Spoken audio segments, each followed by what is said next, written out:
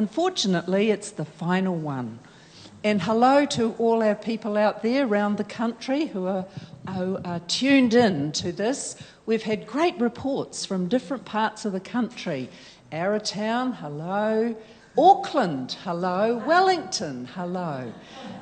Welcome to this lecture tonight.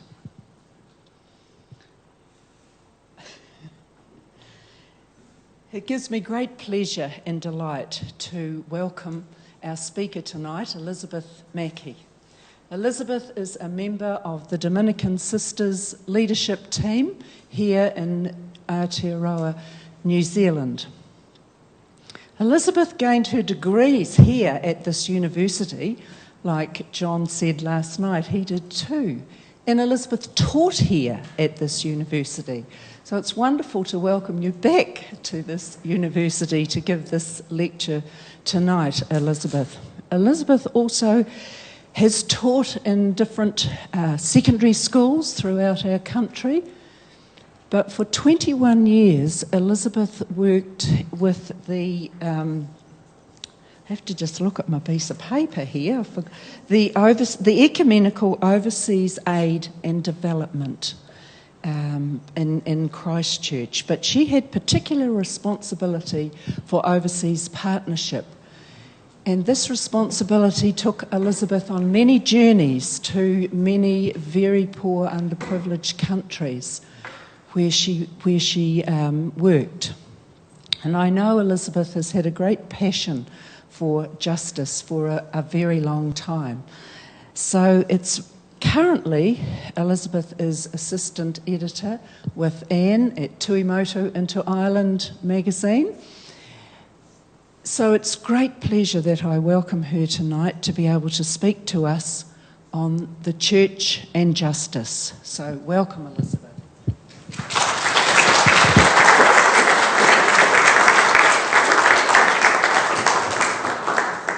Thank you, Jen. Well, on Tuesday night, Anne gave us the photographs of bishops who attended or didn't attend the Second Vatican Council. And as she put their faces up there, I was reminded that in 1962, when the council was about to start, and some of you were not born, and some were in primary or high school, I was in Ireland with two other sisters who were studying in Rome. We arrived in Dublin to a large Dominican community for a holiday. And on the first night, a rather breathless sister came rushing up and said, "There's a bishop in the parlour." And we went down to the bishop in the parlour, who turned out to be Bishop Delagi, with a large box of chocolates, full of excitement and enthusiasm and ideas on his way to the opening session of the council. So the next night, another breathless sister arrived, another bishop in the parlour, another box of chocolates. And this was Bishop Kavanagh, equally enthralled, equally willing to talk all night, as you know, and eager with anticipation for the work that the council would do from their understanding of the preparatory material already achieved and for their eagerness for some new directions within the church and the community. And the Irish sisters told us afterwards they couldn't remember when they last had a bishop in the house. So I couldn't wait till these came out. It used to have a cover. That's a symbol in itself. We got these in 1966. It's full of bookmarks and cuttings and underlinings and highlighting. And I had to pull it out of the shelf, really, to prepare to do this. So I may not be as fresh as I was in 1966. But I want to start with a homily, or part of a homily. Tell me, I am the voice of one crying in the desert. Tell me, by what right of justice Do you hold these people in such a cruel and horrible servitude? On what authority have you waged such detestable wars against these people who dealt quietly and peacefully on their own lands? Wars in which you have destroyed such an infinite number of them by homicides and slaughters never heard of before. Why do you keep them so oppressed and exhausted without giving them enough to eat or curing them of the sicknesses which they suffer from the excessive labour you give them? And they die, or rather you kill them, to extract and acquire gold every day. Are these not human beings? Do they not have rational souls? Are you not bound to love them as you love yourselves? Don't you understand this? Don't you feel this? Why are you sleeping in such a profound and lethargic slumber?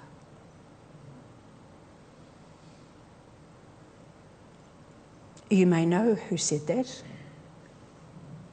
You may not. It could be said at any time. It could be said when we think about the Islamic State, homicides and slaughters, the wars that are waged all over the world. But in fact, it was said on the fourth Sunday of Advent in 1511 in Hispaniola, the island which is now the Dominican Republic and Haiti. And it was said by a Dominican community. Only one person spoke it. But 19 years after Columbus thought he found Hispaniola, the Spanish church followed the Spanish explorers and started to colonize the natives, the indigenous peoples who were there. And they, in fact, enslaved them. And the Dominicans in their community looked at this, analysed it, felt passion and pain, and decided they'd do something about it. Now, their congregation was full of Spanish explorers and settlers and Catholics.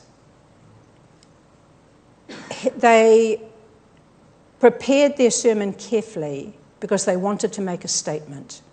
And they chose not the prior, they chose Antonio de Montesinos because they thought he would have the greatest impact and would be able to say what they all wanted to say together in the most effective way, to communicate to the people. And of course they hated it. The listeners hated the sermon. But in the church there was a young man, eager colonist, who himself had a slave, a collection of slaves to service his area of the land that he had taken. And he was very moved by this. It took him quite a while, but sometime later he let go all his slaves and started to promote a change in Hispaniola. And he then went back to Spain to negotiate with the king and to tell him what the effects were of treating people in this way. He was Bartolomé de las Casas, who's often called the father of human rights and sometimes the father of liberation theology. And I tell the story partly because it's so powerful, but partly because justice and the church is a topic that takes you back into the Old Testament. And I've got, half an hour now, just about. So I wanted to look much more widely than Gaudium et Spes. And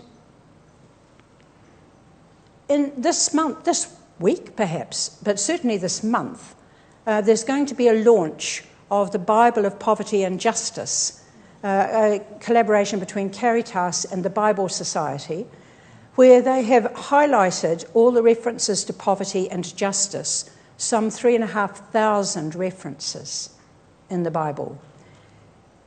So I'm not going to try and take you through the 3,500 500 references in the whole of the scriptures. But I've picked a couple of pieces which are so well known to all of us. But part of the reason for choosing this is Jesus coming out of the desert, coming back to his own place, going to Nazareth, and proposing in the synagogue what he was really about. And he was about good news, but specifically for the poor, not only, but particularly. Release to captives, people who are captive to any kind of control and enchainment, and recovery of sight to those who could not see physically or in their minds, to let the oppressed go free, and to proclaim the year of God's favour. They first of all thought that this was wonderful and later wanted to throw him over a hillside. So the question of social justice in our lives and in the church and in the world is often problematical.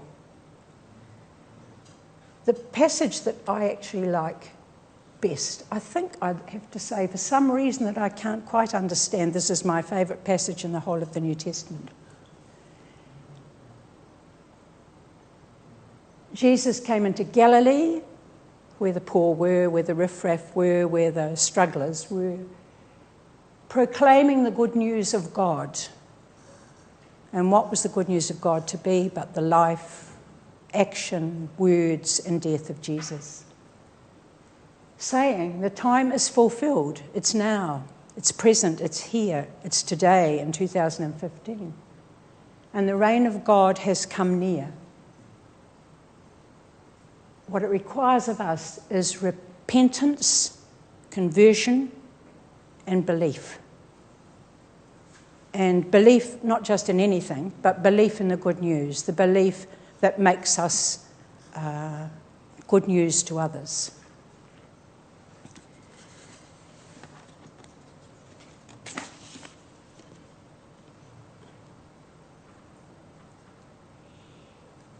Also, one of the people that I had to go looking for him because I've got so old I'd forgotten.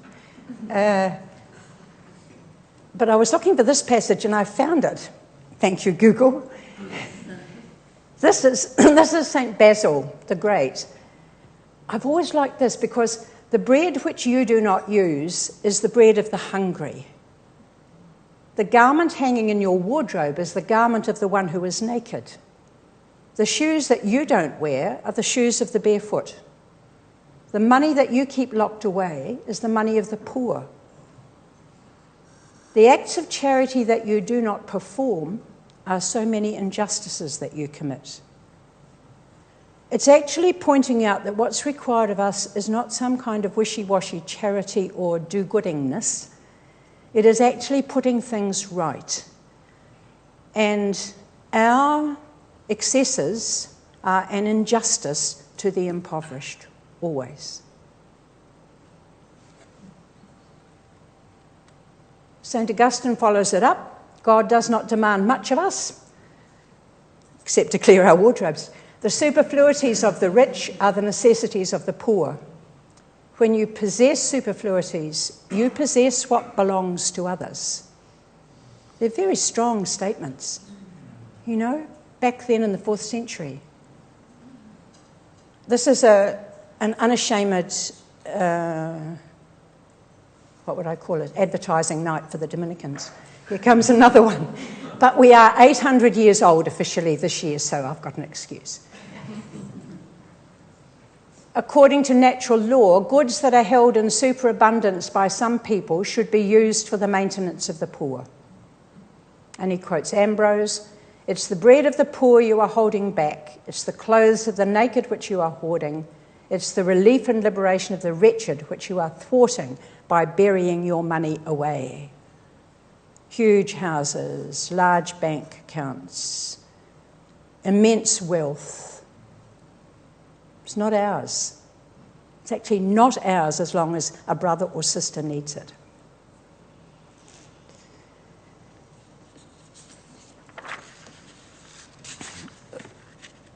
And did I leave her in or take her out? But Dorothy Day. And she adds the dimension of warfare into this and indicates the injustice of the arms race and the amount of money that is spent on arms as another way of depriving the poor. We are the nation, the United States, the most powerful, the most armed, and we are supplying arms and money to the rest of the world where we are not ourselves fighting. We are eating while there is famine in the world. And I firmly believe that our salvation depends on the poor. That's worth thinking about. So throughout the Christian churches there runs a thread of justice, that condition of right relationships with God, with family, with community, with the other, and with the earth, that means that all can share in the common good. At all stages of Christian history, women and men have arisen to live and preach this kind of gospel justice. Antonio and his companions were one such group, standing powerfully for human rights and justice for indigenous peoples of Hispaniola. However, there's another way of looking at justice in the church, and I'm going to whiz through this, because since 1891, the church has been producing documents and statements and encyclicals that track us through the changes that were happening in the world, because these are not always saying the same thing, and each is written in a particular context, and sometimes we forget that. So Rerum Novarum is the first of these that we talk about as the body of social justice teaching in the Catholic Church. Rerum Novarum, the first one, happened at a time of increased industrialisation and urbanisation, and so it focuses a lot on the rights of workers, the rights of workers to unionise, to a just wage, to be free from exploitation. And Quadragesimo Anno was the 40th year after Rerum Novarum, wouldn't you know? I taught Latin down here, in case you're wondering. And this one was at a time of growing fascism and dictatorships, and it addressed that as well as the working conditions of women and children. Mater et Magistra, notice also different popes. Leo XIII started this. Then John XXIII in his very short time had time to do two. Mater et Magistra, at the beginning of the 60s, we'll come back to the 60s in a moment, so I won't say anything about the social context at this point. Pacem in Terris, Peace on Earth, again John the 23rd, when the threat of nuclear war was imminent, and where he, in consultation and sort of underground support for both Khrushchev and Kennedy, managed to avert what could have been ultimate disaster in the Bay of Pigs in Cuba. 1965, of Human Dignity, that's a Vatican II document, ascribed therefore as to Paul VI because it came out in 1965 when John the 23rd was already dead.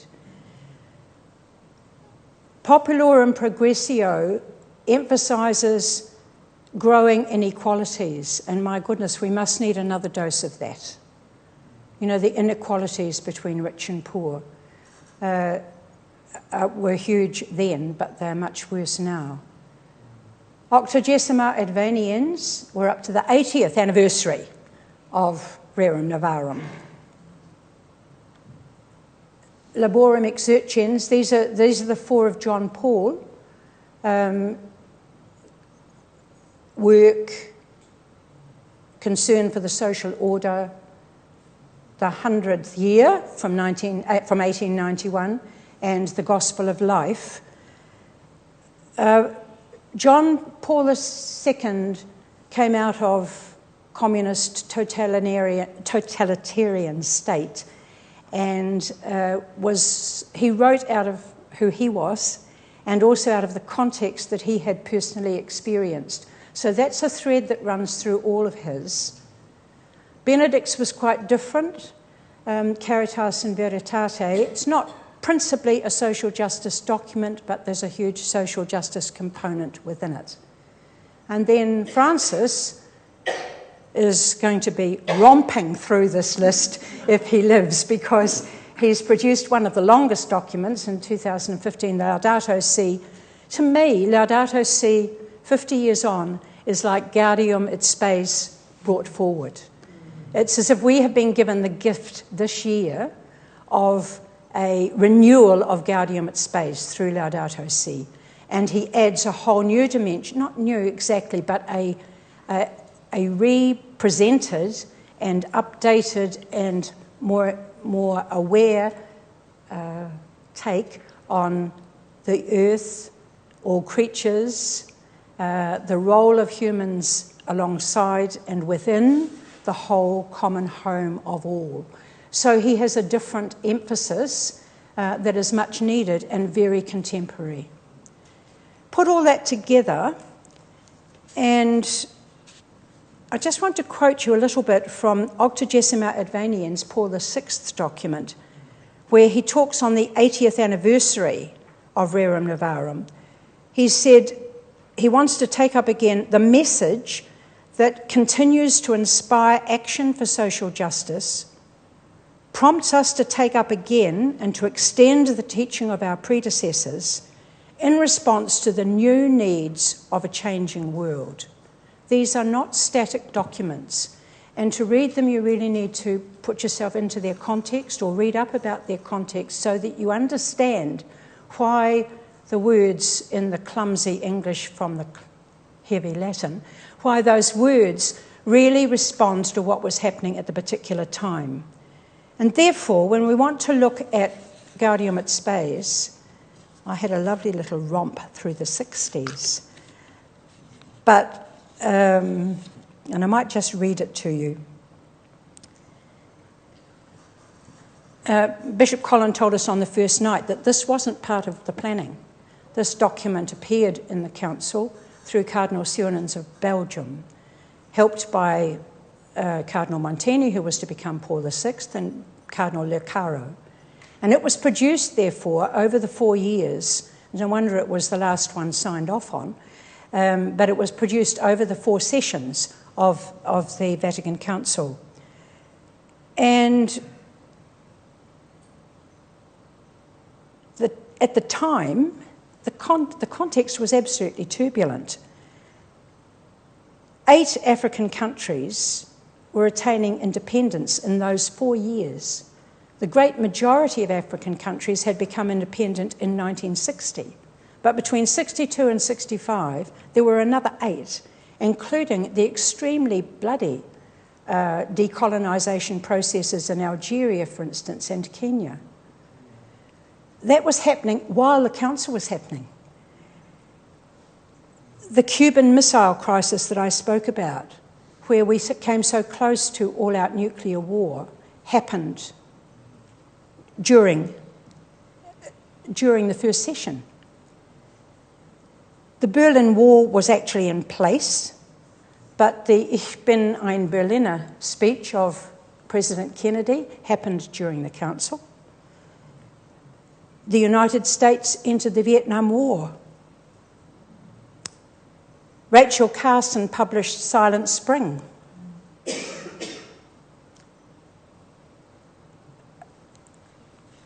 John Kennedy was assassinated. There was the Civil Rights March on Washington, the I Have a Dream speech that Anne mentioned of Martin Luther King. Nelson Mandela was sentenced to life imprisonment. Betty Friedan wrote The Feminine Mystique. And the first woman went into space. The Beatles became icons. Student protest movements ignited all around the world, really, but certainly all through Europe and the United States. And against this background, then, Gaudium et Spes was unique in addressing not just the church or even Christians, but all people everywhere. It was not an attempt to impose Catholic teaching on the world. Rather, Gaudium et Spes offers the Church's perspective on contemporary issues and invites all women and men of goodwill into a dialogue, as John spoke about last night, to seek solutions to the most pressing problems.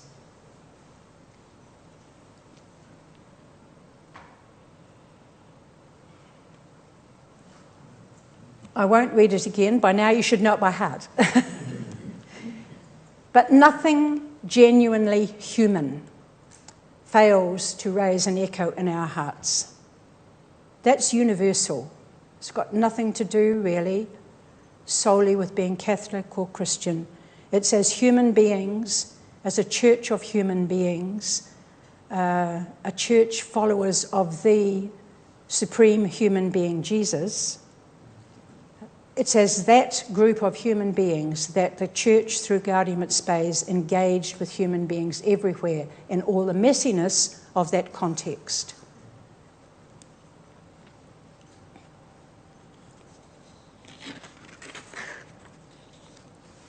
One of the other statements that's really important, I will go this way first then.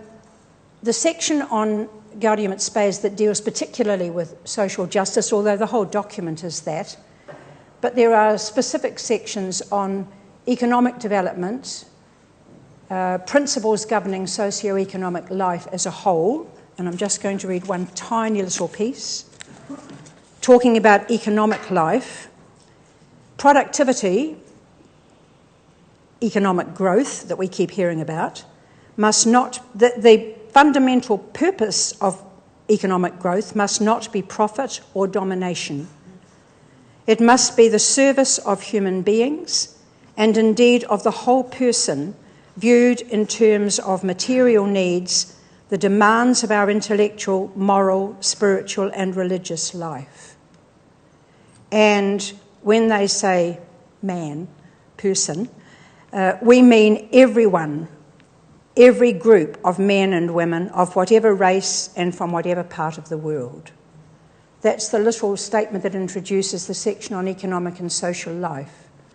Political life, we are told, is the political community exists for the common good. Gaudium et Spes does not set out to set up an economic system, and it doesn't set out to promote a particular political organisation. What it offers is the experience, the theology, the lived life and tradition of the church and of Christianity into the dialogue with people who do not share those values, but who are encouraged to listen, not to be converted necessarily to anything, except to take on board this voice as a significant voice as human beings around the globe organise themselves economically, politically, and for peace. You can see why there was quite a heavy emphasis on peace in this one, can't you? And the avoidance of war and the need for an international community that could bring some rational control and support for initiatives for peacemaking. This statement, it's another document really that could well be included in that list that I offered. But this is quite a radical statement. It came out of the 1971 Synod of Bishops. And by this time, the Catholics in Latin America were particularly engaged with issues of peace and justice, because a lot of their countries were suffering through revolutions and turmoil and distress and exploitation and so on. And so the bishops of Latin America met several times, and this statement carries their voice into the wider Synod of Bishops. Action on behalf of justice and participation in the transformation of the world fully appears to us as a constitutive dimension of the preaching of the gospel, or in other words, of the church's mission for the redemption of the human race and its liberation from every oppressive situation. That's very strong language. It's a very strong statement. It means that being just, acting justly, working with others for just change and structural change in society is not an optional extra. It's actually part of, integral to, helps make the good news come alive. If you take nothing away from tonight, take that. It's a really important question of how the Catholic theology, and this is Catholic theology, and I'm going to say something in a minute about other theologies. This is the heart, I think, of that whole body of social justice teaching, and it's not a very long statement. And just to let you see where the Latin American bishops have been doing their thing. In Rio de Janeiro, in Medellin, in Puebla, in the Dominican Republic, 2007, Pope Francis was there as the Archbishop, the Cardinal in Argentina, and he did a lot of the writing because he was totally overwhelmed by what he saw of the destruction of the rainforest and of the peoples who depend upon it for their lives. So he had a hand in the Brazil Aparecida conference. No, leave that for a moment.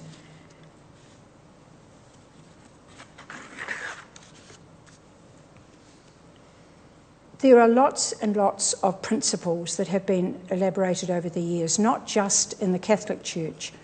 There's been comparable work done in the other churches and other Christian communities around the world in a whole variety of ways.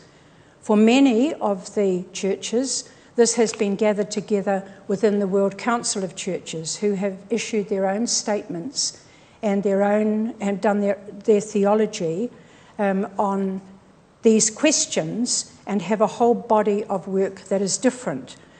I've presented you only the Catholic body of work tonight, or some of it, because that was probably the first established corpus, if you like, that was available. But other churches have also, carrying the Christian thread of justice and belief and humanity through their traditions, have expressed it at different times in their history through different theologians. And I am not up with all of that. I do know some of the work that has been produced through the World Council of Churches, and it is worth looking at. There are lots of principles I could choose as key to all of this, but I've picked out 6, and if I've got time, I'm going to tell you stories for the rest of the night.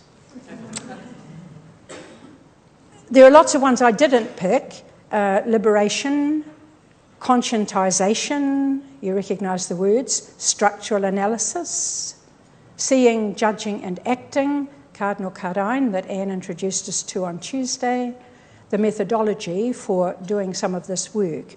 But I've picked 6, and the key principle is human dignity. All of this has been because each human being is an individual with rights and responsibilities. Each human being is loved by God.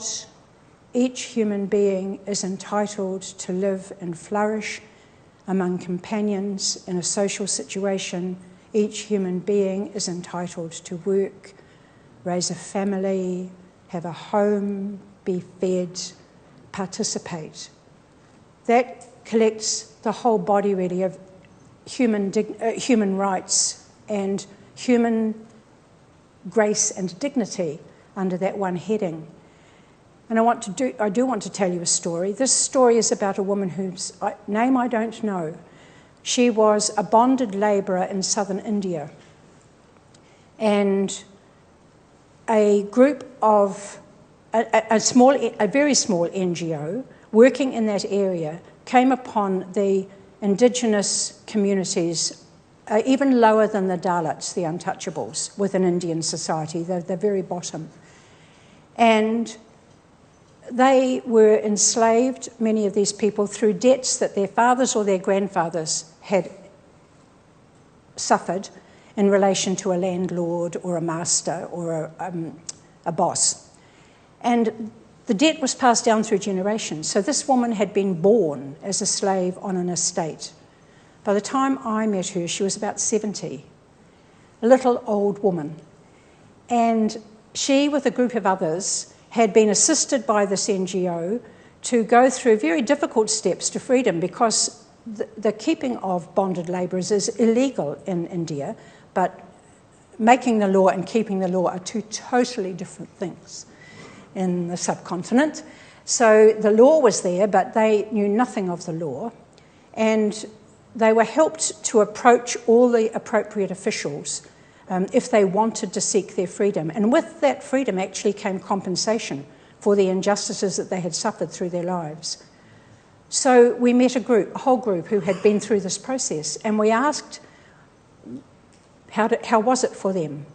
And this little woman got up. She couldn't wait for the interpreter, so she started to mime. And she was nicely dressed, but she pulled her hair loose and tangled it, and pulled her sari aside and half stripped really, and said, that's what it was like before. What she was saying was, as a bonded slave to this master, I had to be available 24 hours a day, 7 days a week. She didn't know about that. She had to be available all the time to do any kind of job that he gave her. And a lot of the jobs were difficult, heavy, dirty. And it wasn't worth washing, and it wasn't worth dressing nicely, because you couldn't maintain that without massive expense. So she didn't bother. And then she stood up straight and she put it all back together again and said, now I dress nicely. Now I wash. Now I do my hair. Now, for the first time in my life, I know I am a human being. It'd knock you over, really. You know, at 70, to know for the first time in her life that she was a human being. Now, that's the human dignity, and she's not the only person left in that situation. You know, child soldiers, exploited workers, people whose dignity is not honoured by anybody or doesn't appear to be. That woman would stand in front of you. Second one I picked of the principles is the common good. Not a very attractive phrase anymore, really. People don't want to hear about the common good, they want their own good. We've lost some of that sense of the good of the whole community. But we are social beings. We're not just collections of individuals. We belong in families and communities and groups. And that care for one another within such groups is at the heart of social justice also. And a wonderful example of this in Zimbabwe, where rural women in a very arid area of Zimbabwe were walking anything up to 4 hours a day for water. A whole village of them, or more than one village, and 4 hours back for precious water. So the NGO that I was associated with, I'll just name it, it's Christian World Service, but it's the equivalent of Caritas and very like Caritas in its ethos, outreach and activity. So for Christian World Service, read Caritas. And often we worked in the same places. We supported a program of tank building. But since women and girls were the ones who collected the water, it was women and girls who were trained to build the tanks. So they constructed concrete tanks, and the water was available on tap at their door. And they had to adjust the roofs of their houses to collect the rainwater in the rainy season. And they still guarded it carefully, but they began to plant little gardens where the water dripped from the tap sometimes, or they spilt some when they were collecting it, so they planted in that spot. all sorts of things changed for them. They had more time to plan, to take on income-generating activities and so on. But one of our staff went there to discuss with the next village. And so she said to them, well, there'll be 6 tanks at first. You work out who gets the 6 tanks. And there was a big discussion went on. And everybody was talking to everybody else. And they came back and they said, we have the 6 families that will get the first tanks. 3 of them were not present. They hadn't done any lobbying for themselves. 3 families were not represented there. And they said, well, the staff person said, well, who are these 3? They said, they are the most needy. That's why they're not here. They're the ones we want to have the tanks first. They will share probably with us, but we'll get ours later. Now that's the common good. That's the whole village where everybody knew who had the greatest need and where the others were free enough and responsible enough to meet that need first and their own next. The one that is probably most distinctive in the whole phraseology about social justice is the preferential option for the poor. Jesus came in Luke to bring good news to the poor. And doesn't mean that the poor are better than everybody else. Often they're not, or just as bad as the rest of us. They're not better. They are like those women. They are needier. And they are the ones that God loves, not exclusively, because God loves all, but God has a preference for. It also means, in applying principles of social justice, we are asked to give that kind of preference. Public policy, political decisions, church decisions should always be made with the interests of the poorest, the most vulnerable, the voiceless at the heart. If those voices are not allowed to come through, if we are not so in touch with the poor and the vulnerable, our policies will be imperfect, if not dangerous. Make sense? And, this beautiful, beautiful woman. Lots of women tonight, Anne. Ana Vasconcelos was a lawyer in Recife in Brazil. A successful lawyer and out of a well-educated family. And she saw the plight of street children, and there was a lot of publicity in Brazil at the time around street children, particularly boys. So much so that when Brazil was cleaning up the society for, I think it was a World Cup soccer, but I'm not sure. I think it was a Football World Cup or some big football event. There were actually hired assassins, I think it was all you could call them, who went out and actually shot children to clean up the streets, just to clear them. So there was a lot of work done by people to look after boys, but she realised that very little was being done for girls. For a whole year, she said, she left work early and she went home, took a cut in salary, went home and changed into what she called her street clothes, and then sat on street corners and chatted to girls, particularly around the port and in outside brothels and in slum areas. Just talked to them for an entire year to try and understand what they needed, what their aspirations were, what their sufferings were. And at the end of that, she started something that the children helped to name, which was called the House of Passage. It was the passing from where they had been into a new kind of life. And by the time I saw it, it was a well-established organisation with 3 houses, but I have never seen children treated with such dignity and with such love. I actually want to cry when I think of them. They were little children, some of them, in most abusive situations. Sometimes a child would not turn up because she had been murdered, sometimes because she had been raped and killed by somebody in the family. but they did not take them right out of the society. It was not residential. It was a day program, and the children helped make the rules. I asked some 8 and 9, 10-year-olds what the rules were, and they told me, and I said, who makes the rules? And they said, we do.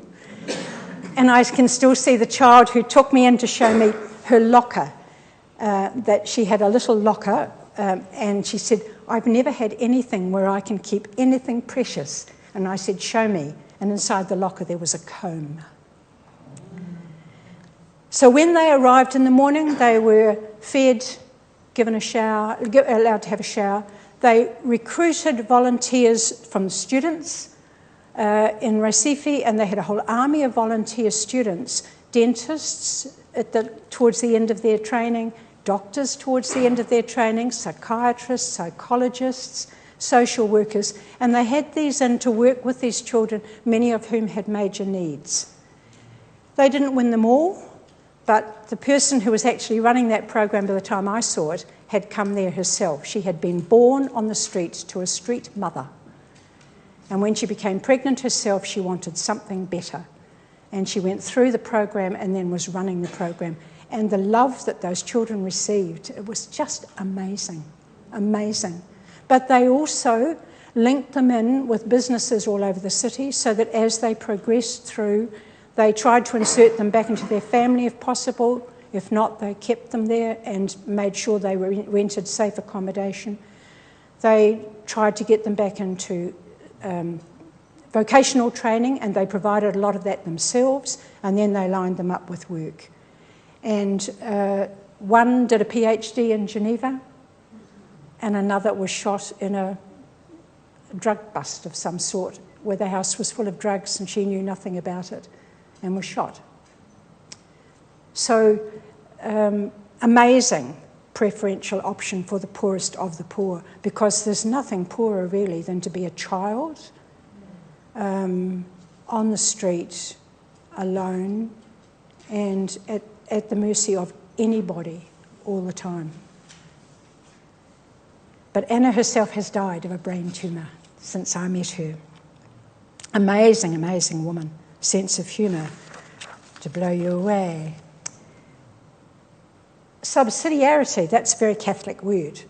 It's a nice word. It means, we don't do it, mind you, it means that decisions should not be made at a high level that should appropriately be made at a lower level.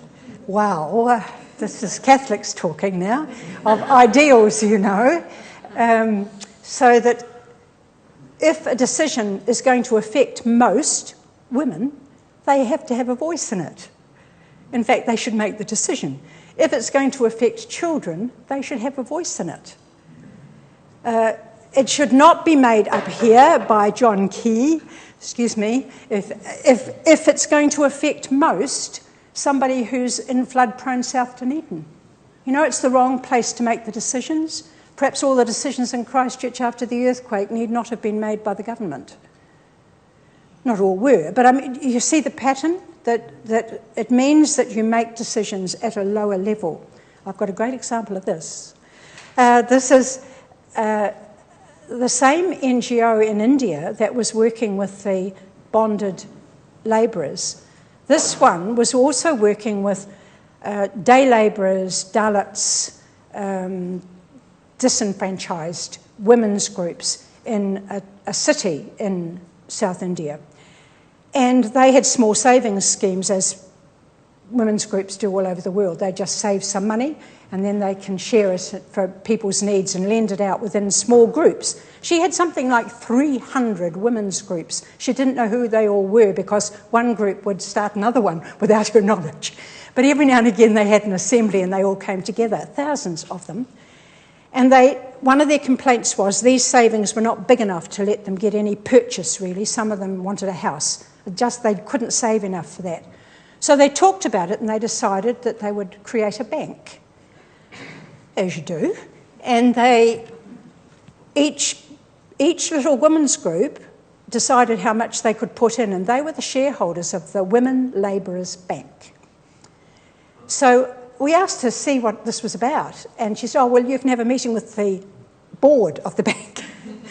Well, the board of the bank came in. Wouldn't like to meet them on a dark night, really, but they were 6 strong women. I think 2 were literate, the others weren't. 2 or 3 of them were street sweepers, people who gathered up litter and so on. They call them scavengers. One was a flower seller who bought flowers in the market in the morning and tried to sell them at a profit before they withered in the night. And others were day labourers, and they ran the bank. This was so successful that we also saw an area of land that had belonged, well, it was part of the land that the village had access to. There were 92 small houses built on that with a loan from that bank. 92 small houses, each with the title deeds in the name of a woman. Now, there the decisions got made, not even from the head of the NGO. She helped facilitate the discussion, but the decisions about lending were not hers. They were these 6 board members elected by that assembly of women. Well, compare that with banking, our style. And the last one, interconnectedness and interdependence, which has been threaded through these really, but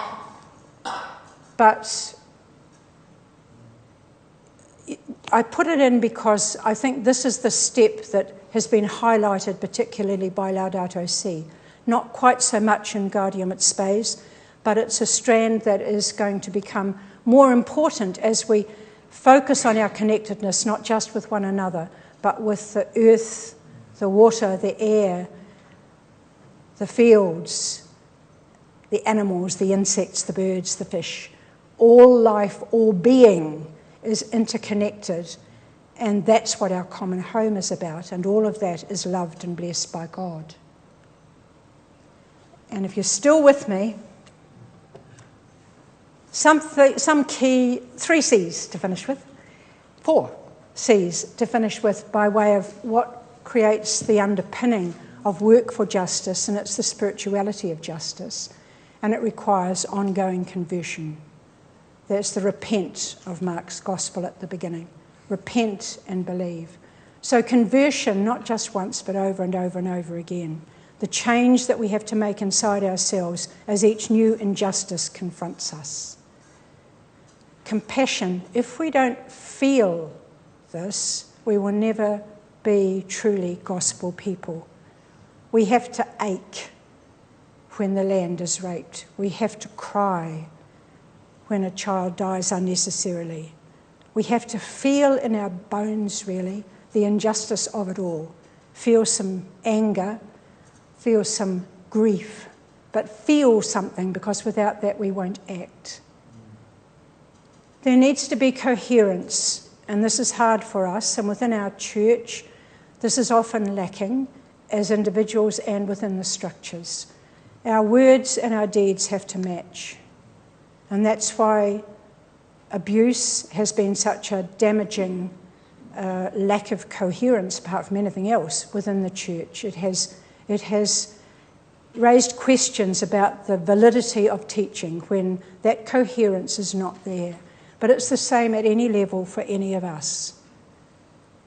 And it requires endless courage, because we know that the actors, the real actors, the leading actors, not that they ever really act alone, because they always have other people with them, but those who stand out as spokespersons, like Antonio at the beginning, from the community, are often at great risk. And I think we have to go with Romero, but I'm going to beatified this year, thanks be to God, at last. But I want to talk about Romero through the eyes of Maria Elena. Maria Elena is a woman living in San Salvador. She has 2 daughters, one of whom is Down syndrome and has needed a lot of care. She was a student in the 70s and 80s. She was taught by some of the Jesuits who were assassinated at the University of Central America in 1977, somewhere there. 89, thank you. Rutilio was killed in the 70s, yes. She was taught by them. They officiated at her wedding. They baptised her children, different ones of them. She pointed to their photos. He taught me theology. He taught me history. He was at our wedding. He used to come every week to our home. She was still a student when Romero became the Archbishop. And she told me that there was huge hostility in the student population because this man wasn't going to get them out of anything.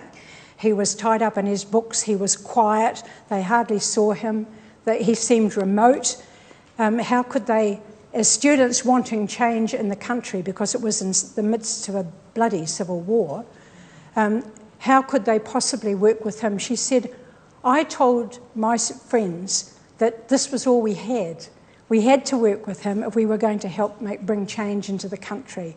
She said, we met with him weekly as he told us a gospel message for us that matched the society and what was happening that week, for them to scatter and take all over the country into places where he couldn't go. So they were his emissaries as students on a weekly basis, but were formed by him to take the message.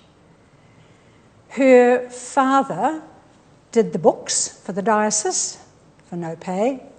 Her mother was a worker for, I think she said Caritas, but whether it was Caritas at that stage or had another name, I don't know, but I think she told me Caritas. Her brother and her husband ran an underground communications program, and Romero had said that if they were caught, they would probably be on their own. So they were an independent Catholic press, Anne, coming out of embattled San Salvador. And she said the day that he was killed was the worst day of her life. They lost their home 3 times, this family. They had to keep moving. They were known, and their house would be destroyed. They would be away somewhere, come back, the house was destroyed. They moved again, and they'd be thrown out by the landlord. So they lived a very precarious life, and all this with a young daughter and a child with special needs.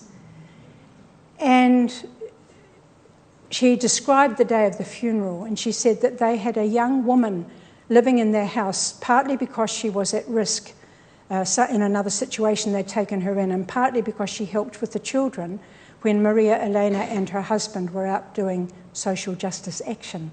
And she went with the husband to the funeral of Romero. Maria Elena was sick and couldn't go. And she, of course, as you know, probably, there was a bomb exploded in the square, and there were shots fired into the thousands and thousands and thousands of mourners. And her husband was hours getting home. And the young woman who had lived with them went missing for over a week because she'd simply fled in the midst of the thousands who scattered, and she went with them. And it took her a long time to find her way back. And I mean, that wasn't the end of it, because there were others killed as well. But Romero's conversion was matched by conversion in the population and in many parts of the population, including that ordinary young student. So, let me just find something I can finish with. Talk for a moment while I find the right page.